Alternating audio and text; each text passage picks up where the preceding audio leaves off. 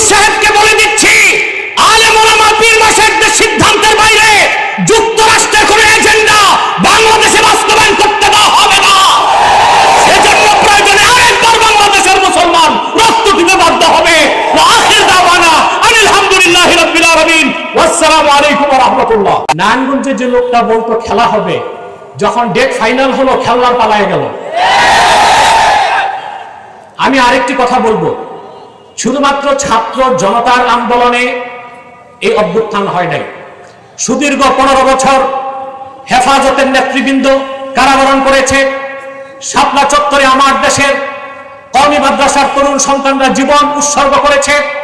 ভারতীয় আধিপত্যবাদের বিরুদ্ধে, মোদী বিরোধী, ভাস্কর্য বিরোধী আন্দোলনে বাংলাদেশের ইমানদাররা, ইসলামপন্থীরা জীবন দিয়েছে। সেই ক্ষোভ বিস্ফোরণের আকারে বহিঃপ্রকাশ ঘটেছে ছাত্র আন্দোলনের মাধ্যমে।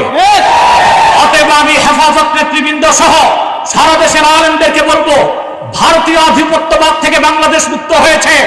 হাসিনার বিদায়ের মাধ্যমে দেশ একটি আযাব মুক্ত হয়েছে। মার্কিন আগ্রাসনের আযাব যেন বাংলাদেশে না আসে। ইউনূস সাহেবকে বলে দিচ্ছি, আলেম ওলামা পীর মাশায়েখদের সিদ্ধান্তের বাইরে যুক্তরাষ্ট্রের কোনো এজেন্ডা বাংলাদেশে বাস্তবায়ন করতে দেওয়া হবে না। সেজন্য প্রয়োজনে আরেকবার বাংলাদেশের মুসলমান রক্ত দিতে বাধ্য হবে।